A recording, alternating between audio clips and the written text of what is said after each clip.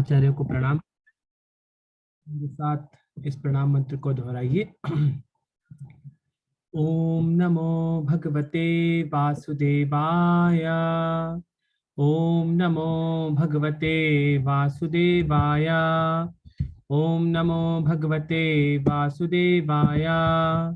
नारायणं नमस्कृत्यं नरं चैव नरोत्तमं देवीं सरस्वतीं व्यासं ततो जयमुदीरयेत्। नष्टप्रायेषु अभद्रेषु नित्यं भागवत सेवया भगवती उत्तमा श्लोके भक्तिर्भवति नैष्ठिकी। नमः ओं विष्णुपादाय कृष्णप्रेष्ठाय भूतले श्रीमते भक्तिवेदांत स्वामिन् इति नामिने।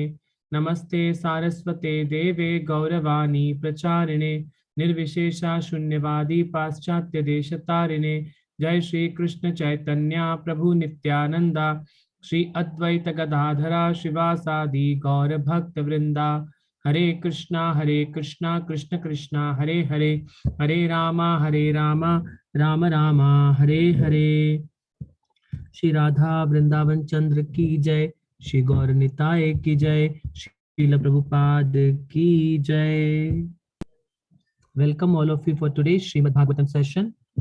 And yesterday we have started a new chapter, that is chapter 7. Title of the chapter is Drona पुत्र को दंड। जो द्रोणाचार्य के पुत्र हैं अश्वत्थामा और उसको एक और नाम है द्रोणी, उसको किस प्रकार दंड मिलता है, इस चैप्टर में हम डिटेल में समझेंगे। क्योंकि ये श्रीमद् भागवतम शुरू करने के लिए इसका बहुत बड़ा हाथ है। तो श्रीमद् भागवतम इस प्रकार शुरू होता है। तो फर्स्ट कैंटो हम लोग पढ़ रहे हैं, चैप्टर 7। हम लोगों ने कल पहला श्लोक पढ़ लिया था कि जहां पर सूत गोस्वामी ये पूरा का पूरा भागवतम रिपीट कर रहे हैं, वापस से सुना रहे हैं शौनक आदि ऋषियों को नैमिषारण्य में। तो कल के देखिए, ऋषि शौनका ने पूछा, हे सूत, जब महान तथा दिव्य रूप से शक्तिमान व्यास देव ने श्री नारद मुनि से सब कुछ सुन लिया, तो फिर नारद के चले जाने पर व्यास देव ने क्या किया। तो कल हमने इसका बैकग्राउंड समझा था कि ये भागवतम क्यों बोली गई है। क्योंकि जो परीक्षित महाराज थे वो उत्तरा के गर्भ में थे और उत्तरा के गर्भ के ऊपर आक्रमण कर दिया था। उन्होंने एक स्पेशल शस्त्र होता है जिसको बोलते हैं ब्रह्मास्त्र, उस अस्त्र के द्वारा क्या कर दिया था, अश्वत्थामा ने, द्रोणी ने ब्रह्मास्त्र को छोड़ दिया था। परंतु उत्तरा ने अपने गर्भ से ही भगवान को प्रार्थना किया, सिंसियर प्रेयर किया, तो भगवान ने उनकी प्रेयर को एक्सेप्ट करके क्या कर दिया, ब्रह्मास्त्र को नलीफाई कर दिया और फिर परीक्षित महाराज की रक्षा हो सकी। और इन परीक्षित महाराज को ही फिर किसने भागवतम सुनाई है, शीला सुखदेव गोस्वामी ने ये भागवतम का ज्ञान दिया। और इसके आगे अब हम लोग तो इसी पे अब वो पूछ रहे हैं कि जो व्यासदेव जी को नारद मुनि ने अपने जीवन के बारे में बता दिया कि उनको किस प्रकार ट्रांसेंडेंटल बॉडी मिली है नारद मुनि को अब, और नारद मुनि अब पूरी दुनिया में विचरण कर रहे हैं, वीणा लेके भगवान का ग्लोरिफिकेशन कर रहे हैं।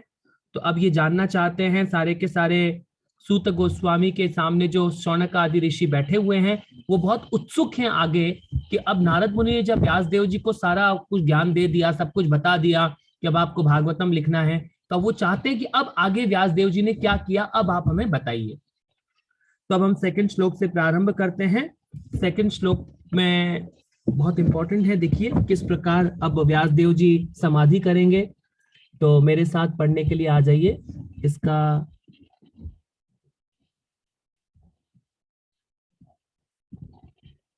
परपोर्ट पढ़ने के लिए मैं अनम्यूट कर रहा हूं।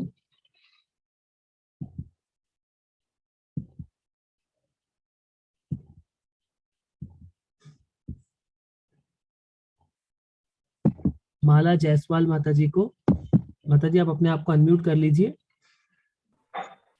हरे कृष्णा प्रभु जी। हाँ जी, तो मैं श्लोक पढ़ता हूँ, आप उसके बाद वाचा ब्रह्म सरस्वत्याश्रमः पश्चिमतटे तम्या प्राश इति प्रोक्ता ऋषिणी। अब देखिए क्या बोल रहे हैं वो, श्री सूत ने कहा, वेदों से घनिष्ठ रूप से संबंध सरस्वती नदी के पश्चिमी तट पर शम्यप्रास नामक स्थान पर एक आश्रम है जो ऋषियों के लिए दिव्य कार्यकलापों को संवर्धित करने वाला है। माता जी इसका आप पढ़िए। तात्पर्य श्री श्रील प्रभुपाद जी के द्वारा। श्रील प्रभुपाद की जय।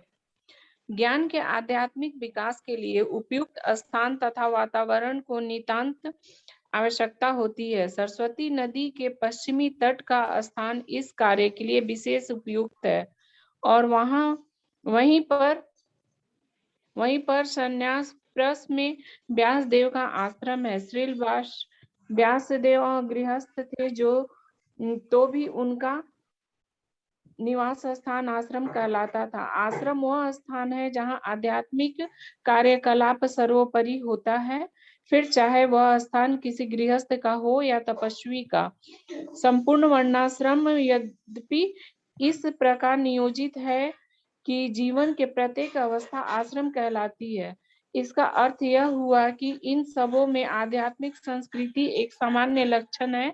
ब्रह्मचारी, गृहस्थ, वानप्रस्थ तथा सन्यासी सारे एक ही जीवन के लक्ष्य अर्थात परमेश्वर के साक्षात्कार से संबंधित हैं। अतएव जहाँ तक आध्यात्मिक संस्कृति की बात है, इनमें से कोई भी कम महत्वपूर्ण नहीं है। अंतर तो केवल वैराग्य के आधार पर औपचारिकता का होता है। सन्यासी अपने व्यवहारिक वैराग्य के बल पर ही सम्मान की दृष्टि से देखे जाते हैं। हरे कृष्णा।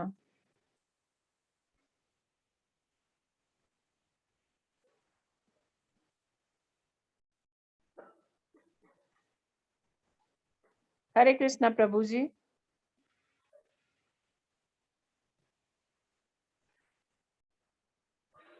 माता जी आपका बहुत बहुत धन्यवाद। अब आप अपने आप को म्यूट पे कर लीजिए।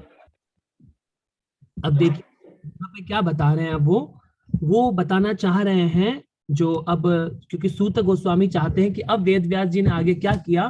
तो वेद व्यास जी ने क्या किया था, जो हम लोग बद्री का आश्रम दर्शन करने जाते हैं तो वहां नीचे एक स्थान आता है, कभी आप जाएंगे तो उसको बोलते हैं व्यास गुफा।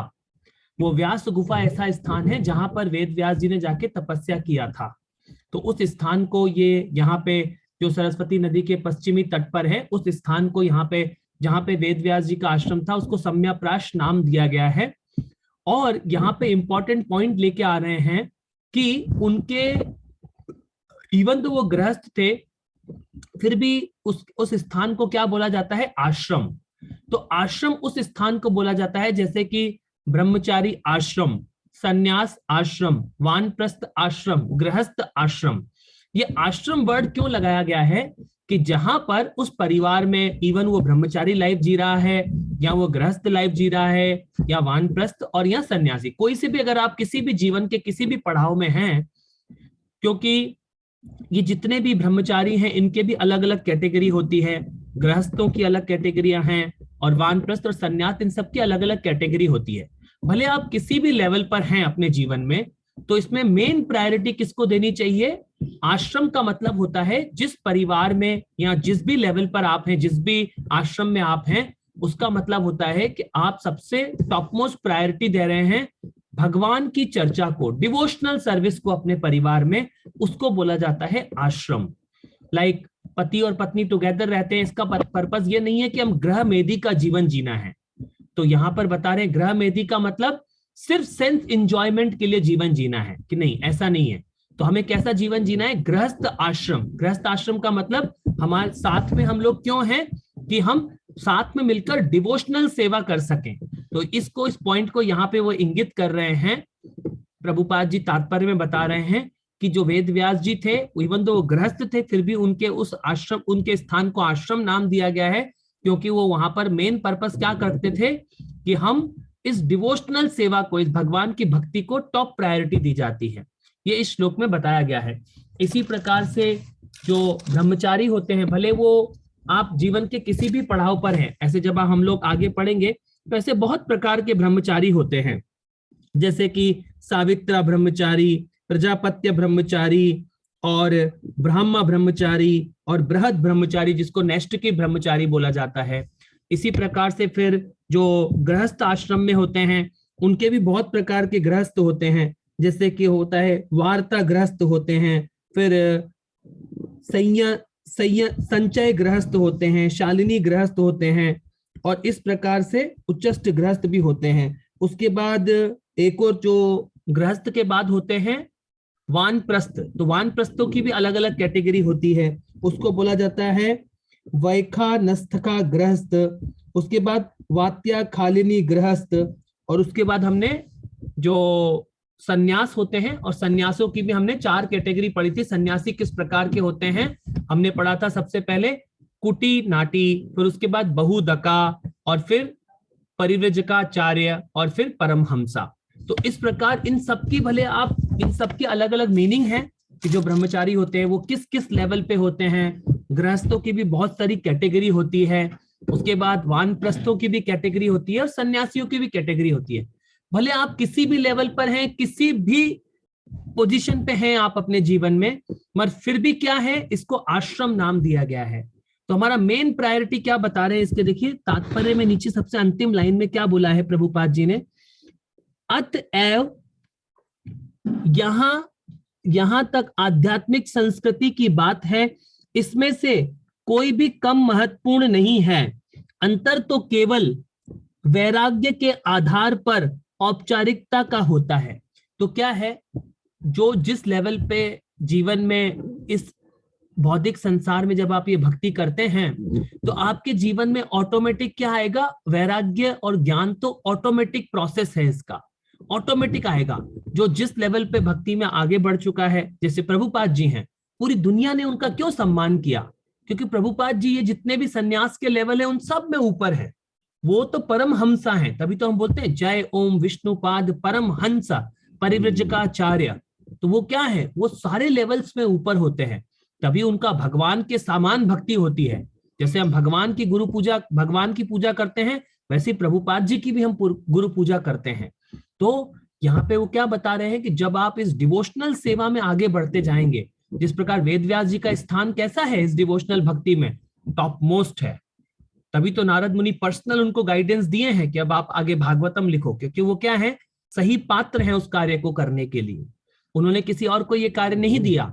इसी प्रकार प्रभुपाद जी जैसे भक्ति सिद्धांत सरस्वती ठाकुर महाराज थे, उन्होंने ये कार्य कई लोगों को देना चाहा, परंतु प्रभुपाद उनको सही पात्र मिले, 100% सही पात्र थे, वो ट्रांसपेरेंट मीडियम थे। तो उन्होंने क्या किया, प्रभुपाद को एम्पावर्ड कर दिया इस भक्ति का प्रचार करने के लिए। तो जो जैसा पात्र होता है, तो हमें क्या करना है, हमें एक बहुत सुंदर पात्र बनना है इस भक्ति करने के लिए, ताकि हम क्या कर सकें, इस भगवान की डिवोशनल सेवा को करते जाएं और इसी एक ह्यूमन लाइफ में हमारे कार्य को संपूर्ण कर सके। अगले श्लोक पे आते हैं हम। अगला श्लोक बहुत इंपॉर्टेंट है, तीसरा और चौथा हम श्लोक पढ़ेंगे। तो थर्ड श्लोक मेरे साथ पढ़ने के लिए, तात्पर्य पढ़ने के लिए अब आएंगे कमला भाटिया माता जी, आप पढ़ेंगे जो मुंबई से हैं।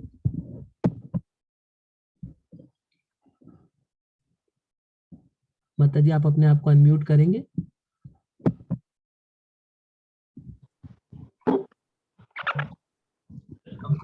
पढ़ेंगे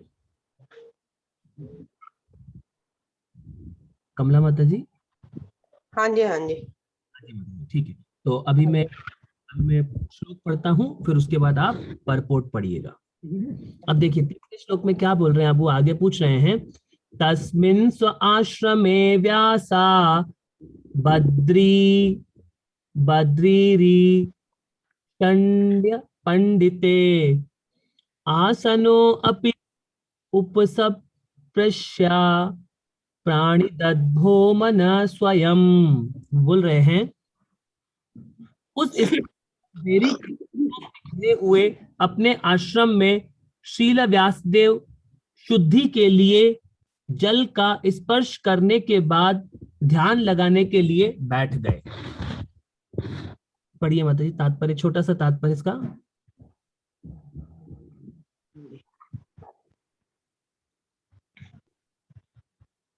माता जी पढ़िए कमला। अपने गुरु श्री नारद मुनि के आदेश अनुसार व्यासदेव ने ध्यान के उस दिव्य स्थान में अपने मन को एकाग्र किया।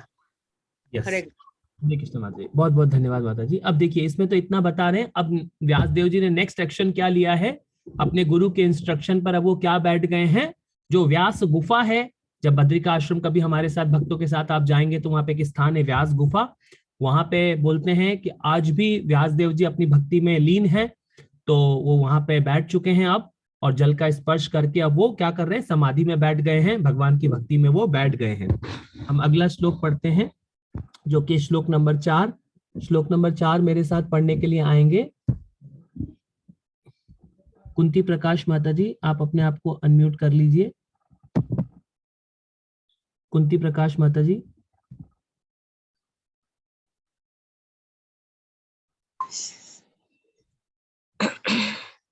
ठीक है, अब मैं माता जी श्लोक पढ़ता हूँ, मैं आप परपोर्ट पढ़िएगा।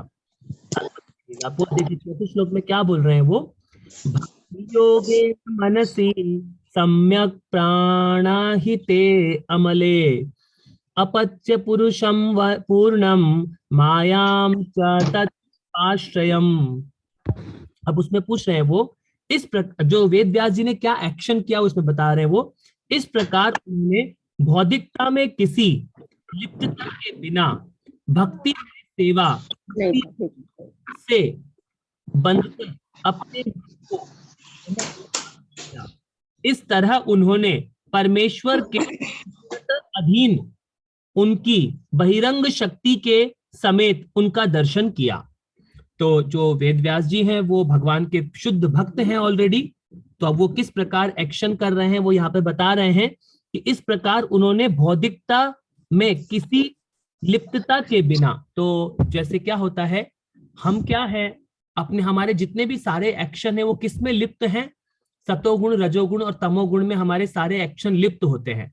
परंतु इनके एक्शन, जैसे प्रभुपाद जी के जितने भी एक्शन हैं, प्रभुपाद जी पूरी दुनिया में प्रचार किए, तो वो क्या है, सारे के सारे इस भौतिक संसार के इन गुणों से ऊपर होते हैं। सारे एक्शन जितने भगवान लीलाएं करते हैं, भगवान के ग्रेट वैष्णव इस धरती पर एक्शन करते हैं, वो इन सब तीनों गुणों से ऊपर उठ के करते हैं, क्योंकि उनका क्या है, मन बुद्धि 100% भगवान को सरेंडर होते हैं।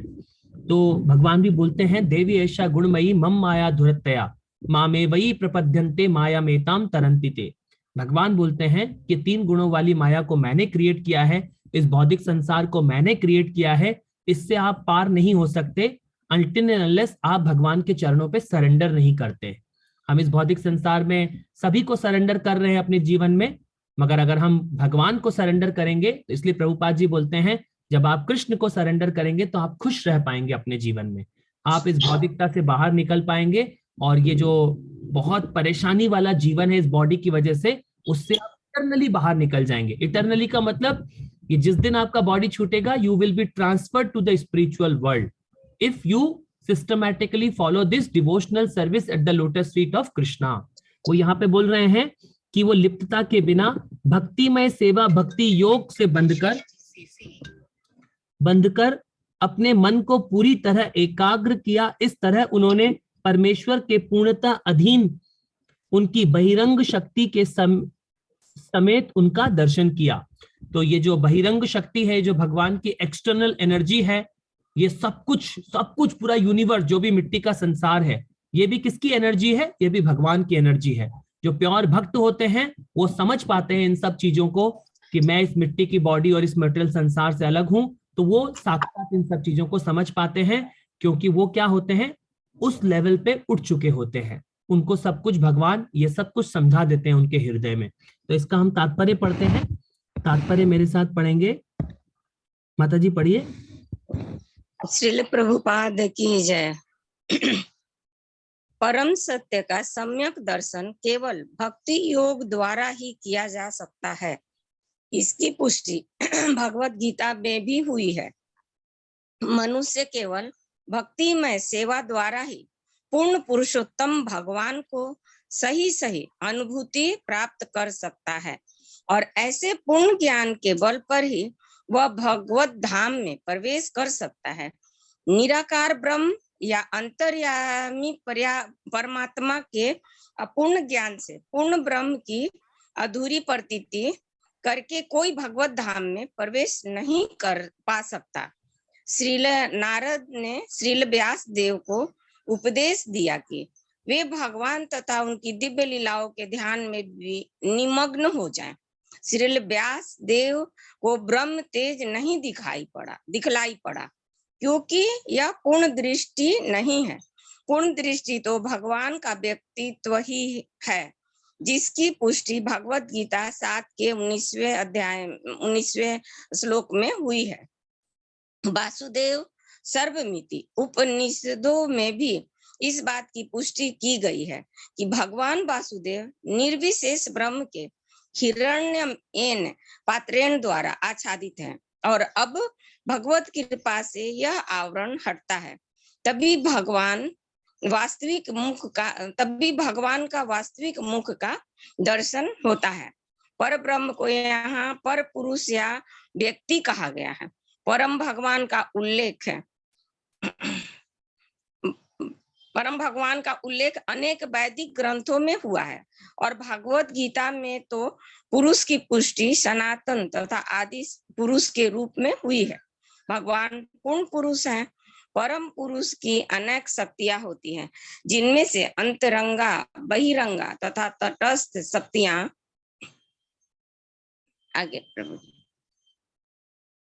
आगे का परपोर्ट प्रभु जी नहीं आ रहा है।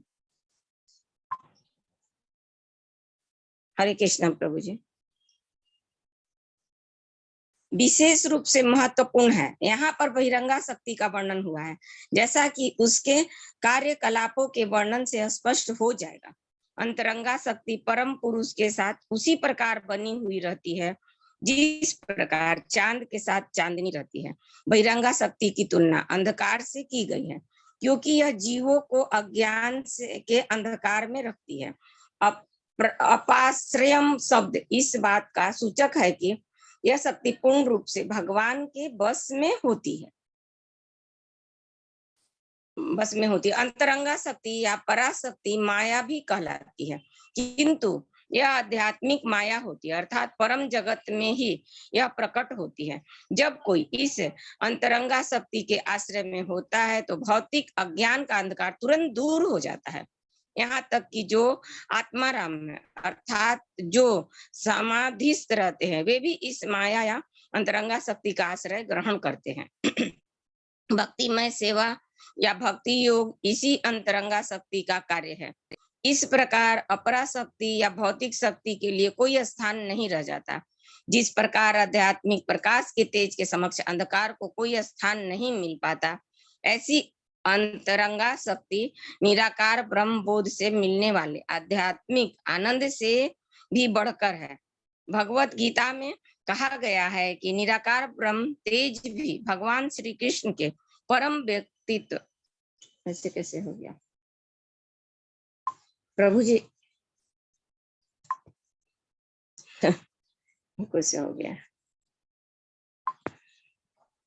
हरे कृष्ण प्रभु जी। दिख नहीं रहा है मुझे। अभी नहीं दिख रहा है आपको? जी प्रभु जी, दिख नहीं रहा है, चला गया है कैसे?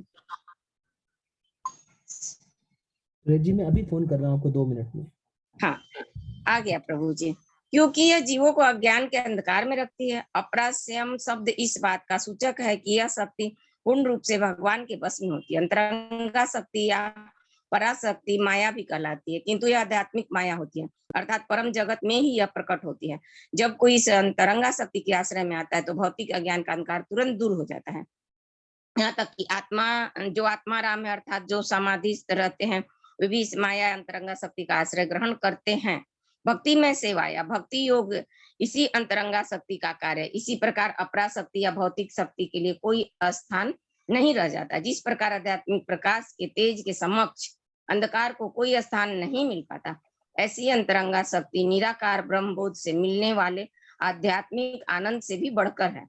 भगवत गीता में कहा गया है कि निराकार ब्रह्म तेज भी भगवान श्री कृष्ण के परम व्यक्तित्व से उद्भूत साक्षात श्री कृष्ण के अतिरिक्त अन्य कोई परम पुरुष नहीं हो सकता, जैसा कि आगे के श्लोकों में बताया और नहीं जाएगा।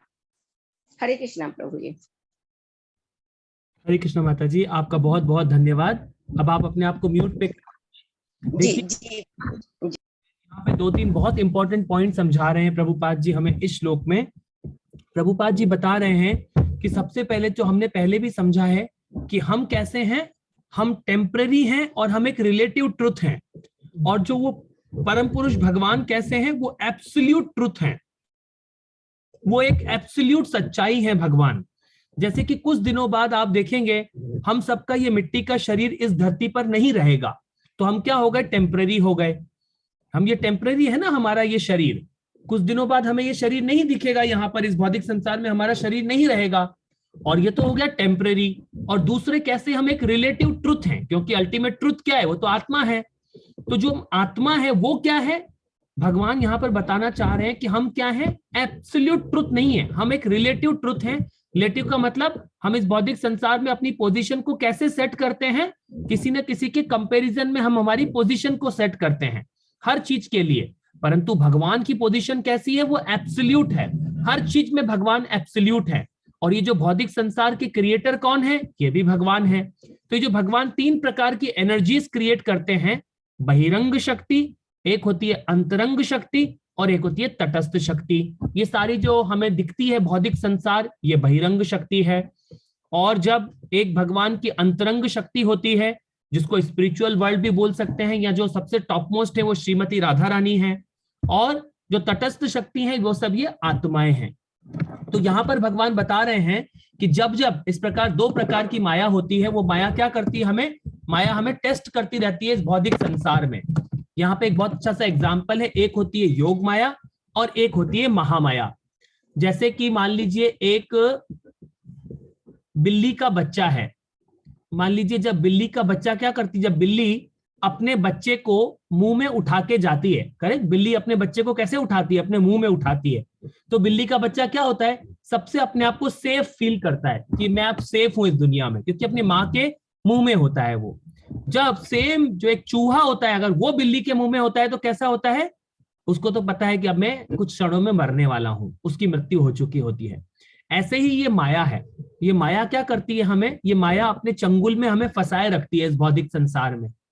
इस माया से हम नहीं निकल पाते, क्योंकि ये माया किसने क्रिएट की है, ये बहिरंग शक्ति भगवान ने क्रिएट की होती है। तो इससे निकलने के लिए हमें क्या करना पड़ता है, हमें जब हम भगवान को सरेंडर करते हैं, जब हम योग माया के अंदर जाके रहेंगे, तब जाके हम क्या कर पाते हैं, इस भौतिक संसार का जो ये आवरण है हमारे ऊपर, जो हम समझ रहे हैं कि मैं शरीर हूं, मैं हमेशा हम यही एक इल्यूजन में रहते हैं कि हम ये शरीर हैं।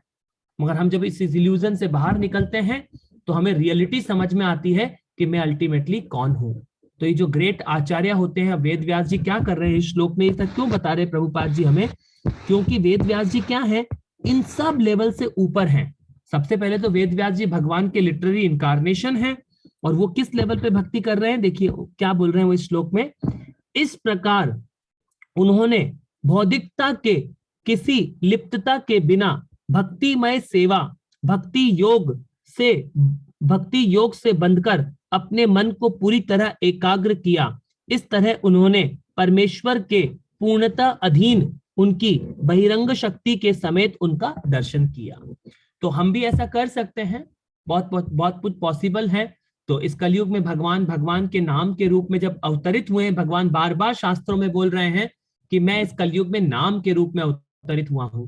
तो जब हम इस नाम का सहारा लेते हैं, इस भगवान को, कृष्ण को अपने साथ रखते हैं, सच्चिदानंद, जब आप इस शरीर का उपयोग करेंगे, भगवान ने ये व्हीकल दिया है आपको, इस व्हीकल का जो सबसे टॉप मोस्ट उपयोग क्या है, हम भगवान और भगवान के बीच के संबंध को जाने और उस संबंध में रहकर हम सेवा करें। तो सबसे बड़ी सेवा क्या है, अगर हम भगवान के इटर्नल नौकर हैं, इटर्नल सर्वेंट हैं, तो हमारी सबसे इंपॉर्टेंट सेवा है सबसे पहले भगवान के साथ संबंध बनाना। और वो सबसे आसान कैसे है इस कलयुग में, वो है भगवान का नाम जप करना। वो इस कलयुग के लिए युग धर्म है। तो जब हम इस प्रकार के प्रोसेस को समझते जाएंगे, क्योंकि जो वेद व्यास जी अब वो उस प्रोसेस में लगे हैं, वेद व्यास जी अब समाधि में बैठ चुके हैं और उनको सब कुछ क्लियर नजर आ रहा है, क्योंकि वो सब क्या है, वो टॉप लेवल के भक्त हैं ये सब। तो हम भी इस लेवल पे, हमें भी प्रयास करना चाहिए कि हम भी हमारे जीवन को इस प्रकार इस भगवान के नाम जप करने में बहुत सीरियस तरीके से लगाएं। तो आप सभी भक्तों को बहुत बहुत धन्यवाद। आज की कथा को हम यहाँ विराम देते हैं, और अगर किसी का कोई प्रश्न है तो अब आप पूछ सकते हैं। हरे कृष्णा। मैंने आपको अनम्यूट किया है।